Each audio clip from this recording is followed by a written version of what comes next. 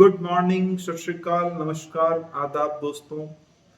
हम लोगों के कल्चर में या ये कहें ट्रेडिशन में जब कोई बच्चा पैदा होता है तो एक बहुत ही कॉमन कस्टम है कि बच्चों का मुंडन होना, न्यूबॉर्न का मुंडन होना, या ये कहें उसकी झंड उतरना, उसके बाल उतरना। तो उसके बारे में बहुत सारी ऐसे मिथ्स हैं, ऐसी काल्पनिक बातें हैं, ऐसे पौराणिक बातें हैं जिनको अपने ऊपर हावी ना होने दे तो अच्छा है। कल्चर को फॉलो करना अच्छा है, बट जो जो मिथ्स हैं और जिन बातों का ध्यान रखना है, मुंडन सेरेमनी जब बच्चे की होती है तो उसके बारे में बात करेंगे आज 2-3 मिनट में। तो क्या मुंडन होने से बच्चों की बालों की ग्रोथ तेजी से होती है? जी नहीं। क्या वो बाल थिक हो जाते हैं? नहीं, सिर्फ हार्ड महसूस देते हैं, ना वो थिक होते हैं ना वो तेजी से ग्रो करते हैं। थिकनेस और बालों की ग्रोथ जेनेटिकली डिटरमाइंड होती है।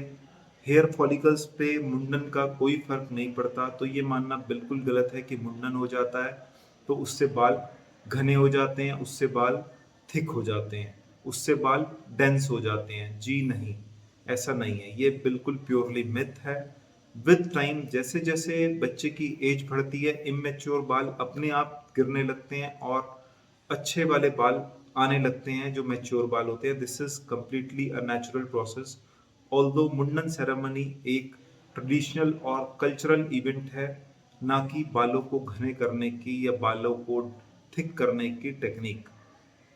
क्या बालों का टेक्सचर मुंडन से सही होता है कि कर्ली हेयर ठीक हो जाते हैं या हमें बालों का कलर चेंज हो जाता है? जी नहीं, ये भी एक काल्पनिक बात है।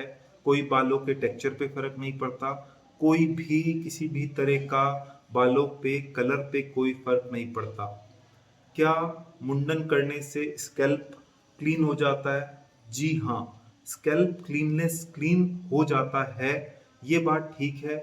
लेकिन ब्रेन के डेवलपमेंट पे इस हेयर कट मुंडन का कोई फर्क नहीं पड़ता। तो it has nothing to do with brain development. मुंडन हाँ, स्कैल्प को क्लीन करने में हेल्प कर देता है। एक और मिथ है कि ये हमारे बर्थ के टॉक्सिन्स बच्चों के निकाल देता है। जी नहीं, बिल्कुल गलत है। कोई ऐसी बर्थ के टॉक्सिन, कोई ऐसी बर्थ की टॉक्सिसिटी नहीं निकालता। ये भी बात है कि ये एक अच्छा लक लाता है, गुड लक लाता है, नेगेटिविटी को रिमूव करता है और हमारे बैड लक को बच्चे के रिमूव करता है। पुरानी सारी बातें पीछे रह जाती हैं। जी नहीं, सिर्फ मिथ है, दिस इज प्योरली मिथ। ऐसा कुछ नहीं है कि वो पुरानी it is related with good luck. It is entirely, मैं फिर से कहूंगा कि एक कल्चरल और ट्रेडिशनल इवेंट है। क्या वो दांतों की दर्द के लिए बेटर होता है मुंडन? बाल सर पे उगे हुए हैं तो दांतों के दर्द से कोई लेना देना नहीं है, ये भी एक मिथ है। अब एक इम्पॉर्टेंट बात है कि मुंडन कराना गलत नहीं है, लेकिन मुंडन से इन बातों को जोड़ना गलत है। मुंडन एक कल्चरल ट्रेडिशनल इवेंट है और हमें ध्यान क्या रखना है? सैनिटाइजेशन का।